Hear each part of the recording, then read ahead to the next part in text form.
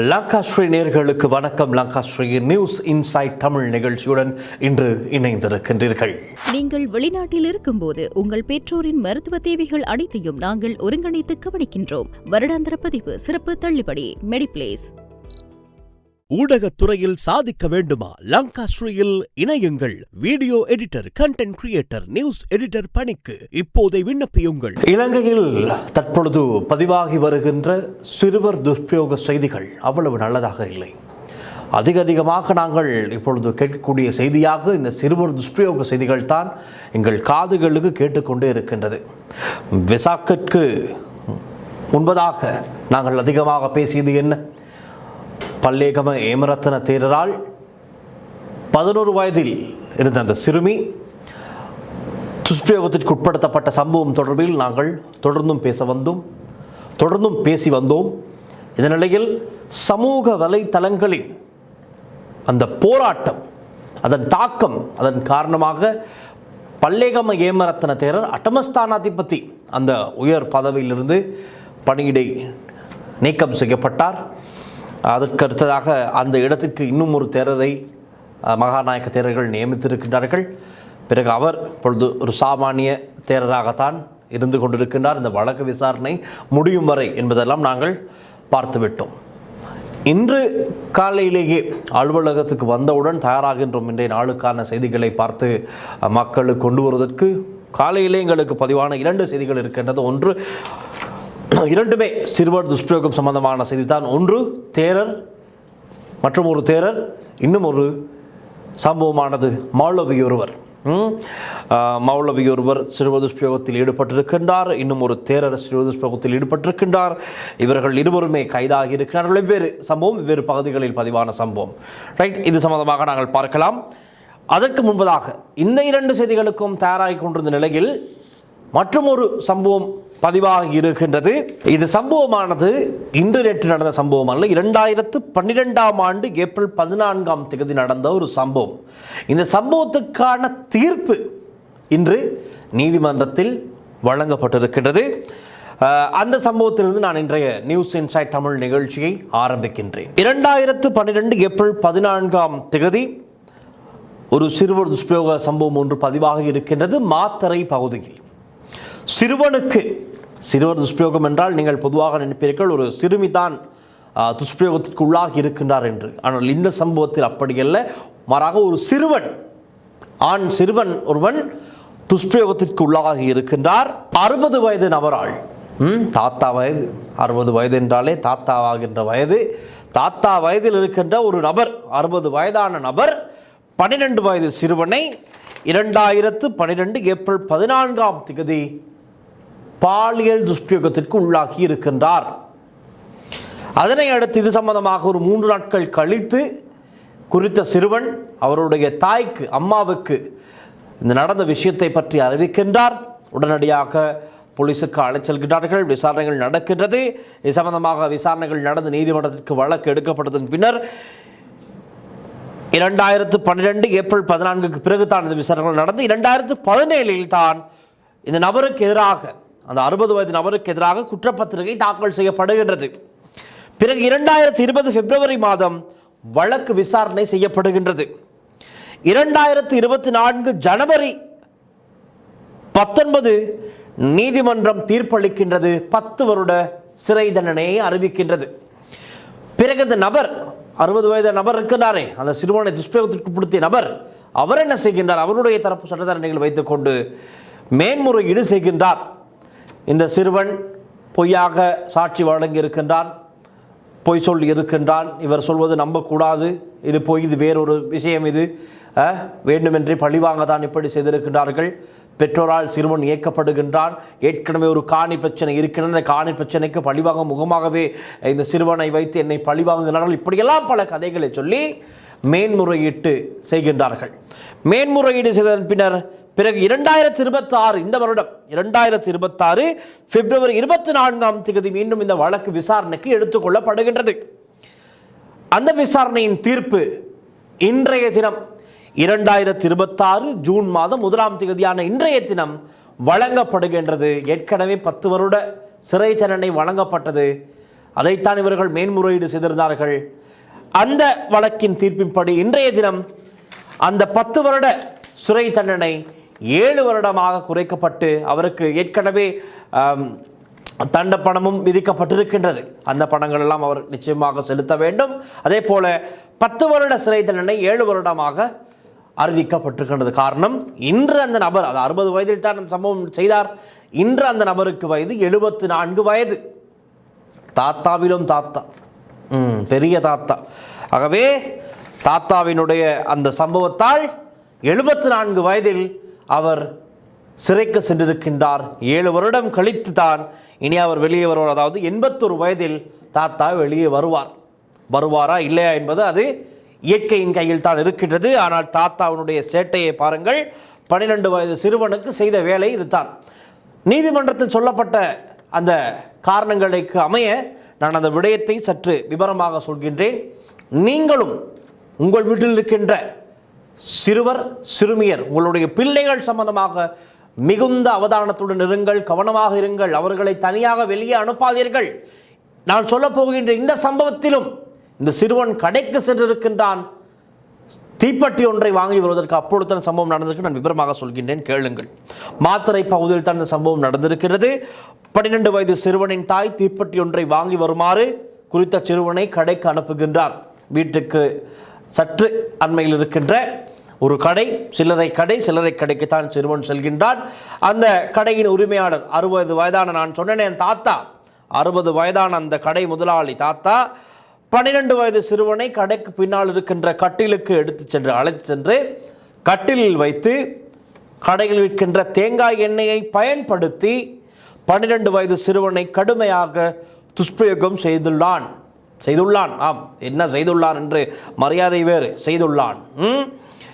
சிறுவன் கடும் வழியில் கத்தியுள்ளார். உடனே நிறுத்திவிட்டு சிறுவனுக்கு பணம் கொடுத்து இதை யாருக்கும் சொல்லிவிடாதே என குறித்த நபர் தெரிவித்திருக்கின்றான். சிறுவன் வீட்டிற்கு சென்று வலியில் இருந்திருக்கின்றார். 3 நாள் கழித்து தாய்க்கு நடந்த விஷயத்தை பற்றி கூறியிருக்கின்றார். உடனே அம்மா சிறுவனை போலீஸ் நிலையத்துக்கு அழைத்து சென்றிருக்கின்றார். பிறகு சட்ட வைத்திய அதிகாரியிடம் அழைத்து சென்றதும் சிறுவனை பரிசோதித்த சட்ட வைத்திய அதிகாரி சிறுவனை முழுமையாக பரிசோதனை செய்த பின்னர் தான் அறிக்கை அவர் எழுதுகிறார். அறிக்கையில் குறிப்பிடப்பட்டிருக்கிறது, சிறுவனின் குதப்பகுதியில், அதாவது ஆசன வாயில் காயம் ஒன்று இருந்திருப்பதை அவதானித்து இருக்கின்றார். அதனைத்தான் அவருடைய அறிக்கையில் சுட்டி காட்டியிருக்கின்றார். அதாவது காயம் ஏற்பட்டிருக்கிறது, அது ஆறி வருகிற காயமாக, அதாவது 3-4 நாட்களுக்கு முன்பதாக நடந்த ஒரு காயமாகத்தான் இது இருக்க வேண்டும் என்று அவர் அனுமானிக்கின்றார். ஒரு வாரங்களுக்கு முதலாவது நடந்ததாக. அவை அதை வைத்தான் இவர்கள் உறுதி செய்கின்றார்கள். ஆம், சிறுவர் பாலியல் ரீதியாக துஷ்பிரயோகத்திற்கு உட்படுத்தப்பட்டிருக்கிறார். சிறுவன் சொல்வது உண்மைத்தான்.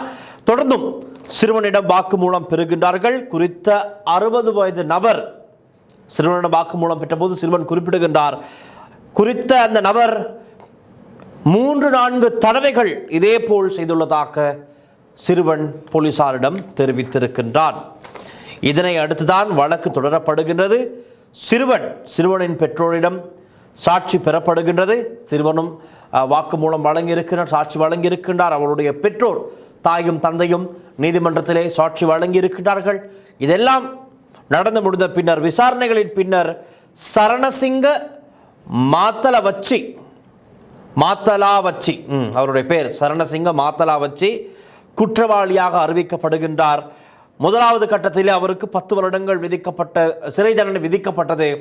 மீண்டும் அவர் மேன்முறையீடு செய்வதன் பின்னர் வழக்குகள் நீண்ட காலமாக இடம்பெற்று வந்து இன்று அந்த வழக்கின் தீர்ப்பு அறிவிக்கப்படுகின்றது. எப்படி என்றால், அதாவது எதிர்தரப்பிலே இந்த நபர் தாத்தாவினுடைய தரப்பு என்ன சொல்கின்றது என்றால், வயது மூப்பு காரணமாக தண்டனை காலத்தை சற்று குறைத்து சொல்லுங்கள் என்று நீதவானிடம் கேட்டபோது நீதவான் அவர்கள் வயதையும் இவருடைய நிலைமையும் உடல் தோற்றமெல்லாம் பார்த்துவிட்டு இவரால் அவ்வளவு தாக்குப்பிடிக்க முடியாது, 7 வருட கால சிறை தண்டனையை விதிக்கின்றது நீதிமன்றம். இதுதான் சம்பவம்.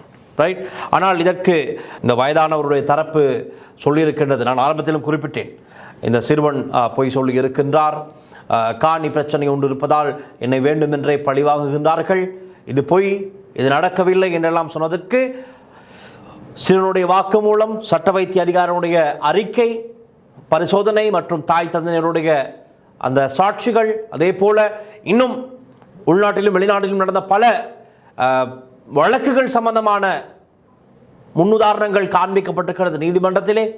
ஒரு சிறுவனுடைய 12 வயது சிறுவனுடைய வாக்குமூலத்தை பெறலாமா என்பது குறித்து அவர்கள் கேள்விக்குட்படுத்திய பின்னர் அது சம்பந்தமாக விவாதங்கள் இடம்பெற்றிருக்கின்றது. இதனை அடுத்து தான் உறுதிப்படுத்தப்பட்டிருக்கின்றது குறித்த நபர், அந்த 60 வயதான நபர் 12 வயதான சிறுவனை பாலியல் ரீதியாக துஷ்பிரயோகத்துக்கு உட்படுத்தியிருக்கின்ற சம்பவம் உறுதிப்படுத்தப்படுகின்றது. இது எப்படியோ 74 வயதில் அந்த தீர்ப்பு இன்று விதிக்கப்படுகின்றது. 60 வயதில் நடந்த சம்பவம் 74 வயதில் தண்டனையை அனுபவிக்க போகின்றார். பாருங்கள், 14 வருடங்கள் கழித்து தான் அன்று நடந்த ஒரு சம்பவத்துக்கு இன்று தண்டனை கிடைக்கின்றது. இதற்கு என்ன காரணம் என்று பார்த்தால், குற்றப்பத்திரிகை தாக்கல் செய்வதில் ஒரு சில பிரமாதங்கள் இடம்பெற்றிருக்கலாம், சாட்சியங்களை திரட்ட காலதாமதமாக இருக்கலாம். இதுதான் நடக்கின்றது. ஒரு சம்பவம் இடம்பெற்று உடனடியாக ஒரு தண்டனையை சம்பந்தப்பட்ட அந்த குற்றவாளிகளுக்கு பெற்றுக் கொடுக்க முடியாமல் இருக்கின்ற காரணங்களைத்தான். சில வேளை போலீஸ் அதிகாரிகள் அவர்கள் மெதுவாக ஒரு மந்த நிலையில் செயற்பட்டாலும் கூட அந்த வழக்கு இவ்வாறான காலதாமதம் ஏற்படுவதற்கு வாய்ப்புகள் அதிகமாக இருக்கின்றது. அதுதான் இப்பொழுது சொல்லப்படுகின்றது. இந்த முன்னாள் அட்டமஸ்தானாதிபதி பல்லேகம ஏமரத்ன தேரரால் துஷ்பிரயோகத்திற்கு உட்படுத்தப்பட்டதாக சொல்லப்படுகின்ற அந்த 11 வயதான சிறுமி, இன்று சிறுமிக்கு 14 வயது 3 மாதங்கள் ஆகிக்கொண்டிருக்கின்ற நிலையில் அந்த சிறுமிக்கும் இந்த நிலை ஆகிவிடுமா என்ற கேள்வி இருக்கின்றது. இன்னும் எத்தனை வருட காலங்கள் இந்த வழக்கு இழுத்துச் செல்லப்படும் என்ற ஒரு சந்தேகம் மக்கள் மத்தியிலே பொதுவாக இருக்கின்றது.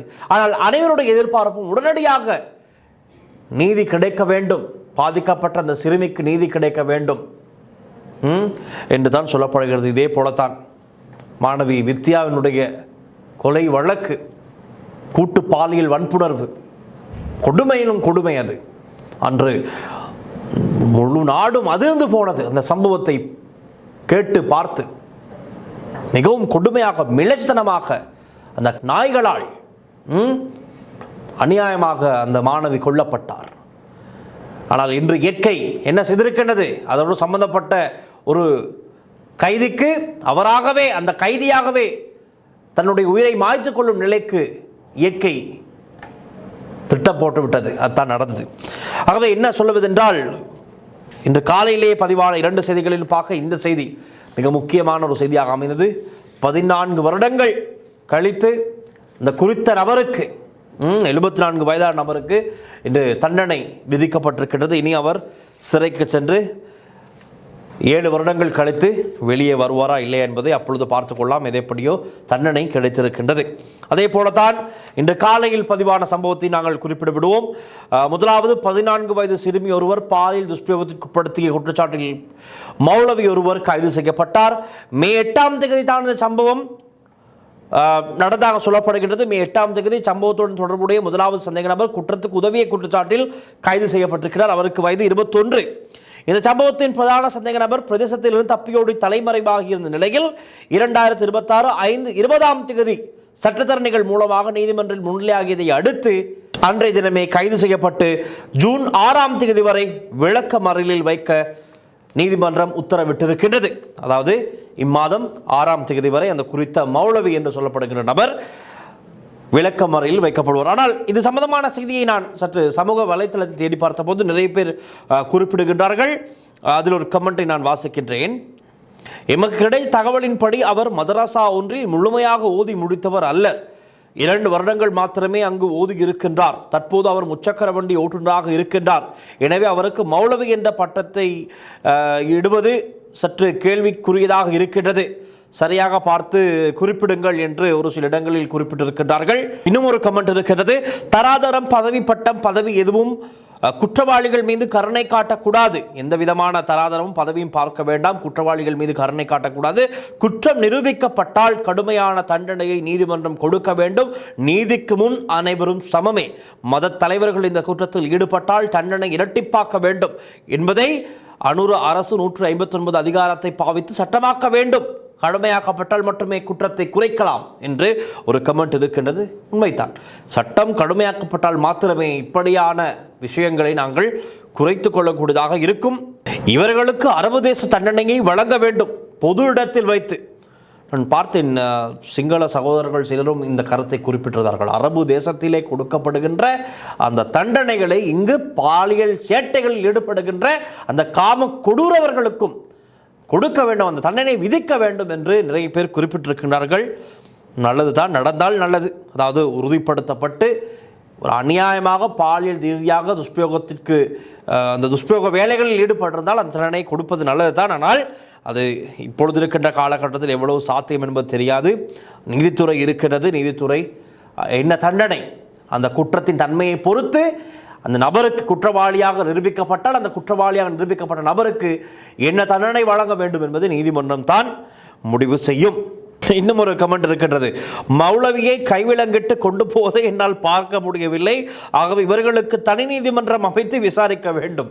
அதாவது தேரர் சம்பந்தமாக இந்த பேச்சுக்கள் அதிகமாக அடிபட்டவுடன் ஜனாதிபதி அனுரகுமார் திசாநாயக்க ஒரு மேடையில் வைத்து சொன்ன விடயம் தான் அது.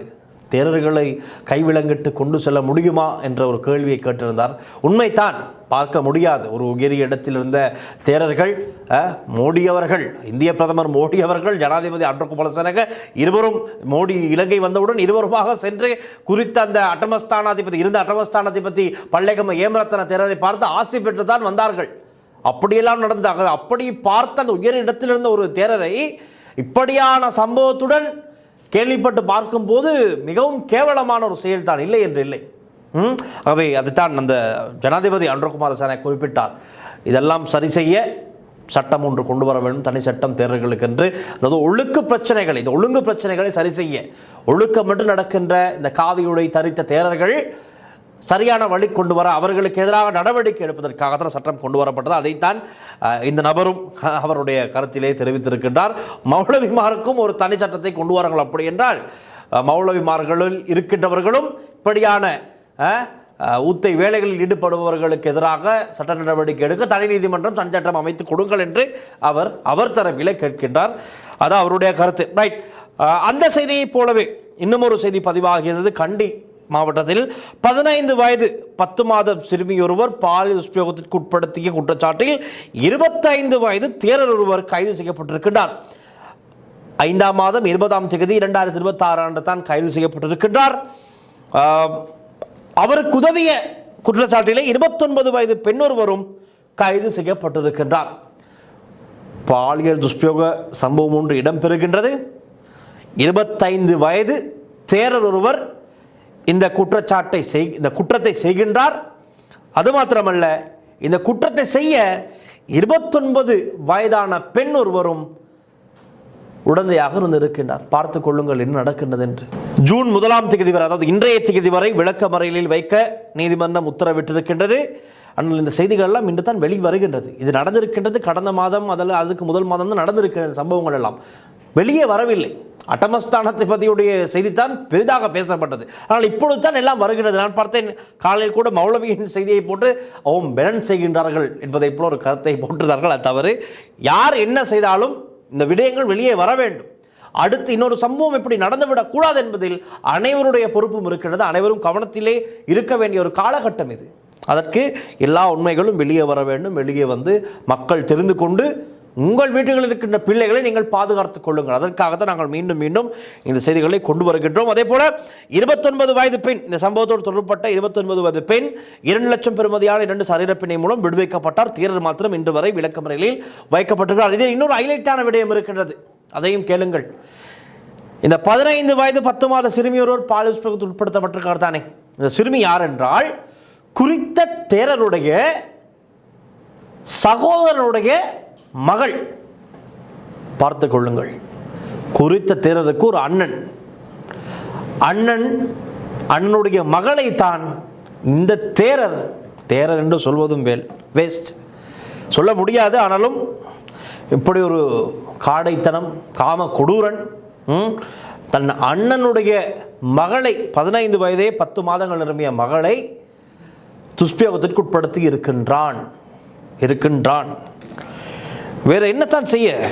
இப்படித்தான் செய்திகள் வெளிவந்த வண்ணம் இருக்கின்றது. இப்பொழுது இப்படியான சம்பவங்கள் அதிகம். அதே போல தான் வெசாக் வாரத்தில் இன்னும் ஒரு சம்பவம் பதிவானது. ஒரு காவியுடை அணிந்த தேரர் ஒருவர் சிவிலில் சென்று, அந்த வீடியோ இருக்கிறது நீங்கள் பார்க்கலாம், சிவிலில் சென்று கலர் ஆடை அணிந்து சென்று கிரிபத்கோட பகுதியில் ரூம் ஒன்றிற்கு அறைக்கு சென்றிருக்கிறார் ஒரு பெண்ணுடன். இதை பார்த்த அந்த ஹோட்டல் உரிமையாளராக இருக்கலாம், வேறு சிலர் அவரை பிடித்து கையும் களவுமாக பிடித்து போலீஸுக்கு அறிவித்து கைது செய்கிறார்கள் இருவரை. அந்த காவியுடை தரித்த நபர் அந்த டிஷர்ட்டில் தான் இருக்கின்றார். அவர் டிஷர்ட்டிலே முகத்தை மூடிக்கொண்டு, ஐயோ வீடியோ எடுக்காதீர்கள், சாசனத்திற்கு கெட்ட பெயர் வந்து விடும். என்ன கேவலம் கெட்ட வேலையோ தெரியாது. இந்த மாதிரியான நபர்கள் நடந்து கொள்கின்ற விதத்தில் தான் புத்த சாசனத்திற்கு அவப்பெயர் ஏற்படுகின்றது. இதெல்லாம் பார்த்து கொண்டு ஞானசார தேரர் என்ன செய்கின்றார் என்று தெரியவில்லை. இன்று இன்னும் ஒரு பிரஸ் மீட் வைப்பாரோ என்பது போல எனக்கு தோன்றுகிறது. வைப்பாரா வைக்க மாட்டாரா, எங்கே சென்று வைக்க? நடப்பதெல்லாம் பார்த்தால் பிரஸ் மீட் அல்ல, சொல்வதற்கு ஒன்றும் இல்லை. பார்ப்போம் என்ன நடக்கின்றது, ஏது நடக்கின்றது என்று அவதானமாக தான் பார்த்து கொண்டிருக்கின்றோம். ஆனால் சொல்ல வருவது இவ்வளவு தான். உங்களுடைய வீடுகள் இருக்கின்ற பிள்ளைகளை, பெண் பிள்ளையாக இருக்கலாம், ஆண் பிள்ளையாக இருக்கலாம், மிகவும் பாதுகாப்பாக பார்த்து கொள்ளுங்கள். அவதானமாக இருங்கள் அவர்கள் மீது. வெளியிடங்களுக்கு தனியாக அனுப்பாதீர்கள். அவர்கள் கைகளில் நீங்கள் தொலைபேசியை கொடுப்பதை குறையுங்கள். இன்றைய காலகட்டத்தில் தொலைபேசி இல்லாமல் இல்லை. காரணம், பாடசாலைகளில் நடக்கின்ற எல்லா வேலை, அதாவது வீட்டு வேலைகள் எல்லாமே இப்பொழுது மொபைலில் வாட்ஸ்அப்புக்கு தான் வருகிறது. அது தெரியும், இல்லாமல் இல்லை. ஆனால் அந்த நேரத்தில் மாத்திரம் உங்களுடைய கண் பார்வையிலே பிள்ளைகள் அந்த வீட்டு வேலைகளெல்லாம் செய்துவிட்டு மீண்டும் நீங்கள் தொலைபேசி உங்களுடைய கைகளுக்கு எடுத்து விடுங்கள். இல்லை என்றால் அது வேறொரு திசைக்கு உங்கள் சிறுவர் சிறுமி உங்கள் பிள்ளைகளை அழைத்து சென்று விடும். மிகவும் அவதானமார்கள் கேட்டுக்கொண்டு நடந்து கொண்டிருக்கின்ற இப்படியான சம்பவங்கள், சிறு துஷ்பிரயோக சம்பவங்களை குறைக்க எம்மால் என்ன செய்ய முடியும், நாம் என்ன செய்ய வேண்டும், அல்லது இலங்கையின் சட்டம் எப்படியாக அமைய வேண்டும் என்பதை உங்களுடைய கருத்தை கீழே கமெண்ட் செக்ஷனில் பதிவிடுங்கள். இன்னும் ஒரு விஷயம் நடந்தது. அனுராதபுரத்தில் தானே அட்டமஸ்தானாதிபதியுடைய அந்த சம்பவம் இடம்பெற்றது. வெசாக் காலத்திலே தன்சல் கொடுப்பார்கள். அனுராதபுரத்தில் ஒரு தன்சல் கொடுத்திருக்கிறார்கள். ஒரு பேனாவும் ஒரு கையேடும் ரீஃப்ளெக்ட் ஒன்று கொடுத்திருக்கிறார்கள். இதுதான் தன்சலாக வந்த எல்லோருக்குமே இதுதான் கொடுக்கப்பட்டிருக்கிறது. அதுவும் அனுராதபுரத்திலே பெரிய விகாரைக்கு அருகில் தான் சம்பவம் நடந்திருக்கின்றது. அதில் என்ன குறிப்பிடப்பட்டிருக்கிறது என்றால், அந்த பேனையில் ஒரு சிறு துஷ்பிரயோகம் சம்பந்தமான விழிப்புணர்வு விஷயங்கள் தான் அதில் எழுதப்பட்டிருக்கிறது. அந்த கையேட்டிலும் ரீஃப்ளெக்டிலும் எழுதப்பட்டிருக்கின்றது, சிறு துஷ்பிரயோகங்கள் இடம்பெற்றால் என்ன செய்ய வேண்டும், குட் டச் பேட் டச் எது, உடனடியாக இப்படி ஒரு சம்பவம் நடந்தால், தவறாக யாராவது எங்களை அண்மித்தால், எங்களை தொடுவதற்கு முயற்சித்தால் நாங்கள் என்ன செய்ய வேண்டும் என்பதை பொதுவாக, அது அட்டமஸ்தானாதிபதி அந்த விஷயத்தை மாத்திரம் ஹைலைட் செய்து எங்கும் போடப்படவில்லை. ஆனால் பொதுவாக ஒரு விழிப்புணர்வை ஏற்படுத்தும் விதத்தில் அனுராதபுரத்தில் வைத்தே ஒரு இளைஞர் குழு ஒன்று அந்த வேலையை செய்திருக்கிறார்கள். மிக நல்ல ஒரு வேலை, அது சிறந்த ஒரு வேலைப்பாடு. அது அப்படித்தான் செய்ய வேண்டும். அதுவும் அனுராதபுரத்திற்கு சென்றே அதை செய்தது வரவேற்கத்தக்க ஒரு விடயம். எல்லோரும் அவதானமாக இருப்போம். நான் முதலில் சொன்ன உங்களுடைய கருத்துக்களை நிச்சயமாக பதிவு செய்யுங்கள். நாளை நிகழ்ச்சியில் நாங்கள் உங்களுடைய கமெண்ட்ஸையும் சேர்த்துக்கொள்ள தயாராக இருக்கின்றோம். மீண்டும் நாளைய நிகழ்ச்சி சந்திக்கலாம். தொடர்ந்தும் லங்கா ஸ்ரீயுடன் நிதனங்கள் ஒளிப்பதிவாளர் லிசிகருடன் நான் டில்ஷான். நன்றி, வணக்கம். நீங்கள் வெளிநாட்டில் இருக்கும்போது உங்கள் பெற்றோரின் மருத்துவ தேவைகள் அனைத்தையும் நாங்கள் ஒருங்கிணைத்து கவனிக்கின்றோம். வருடாந்திர பதிவு, சிறப்பு தள்ளுபடி, மெடிப்ளேஸ்.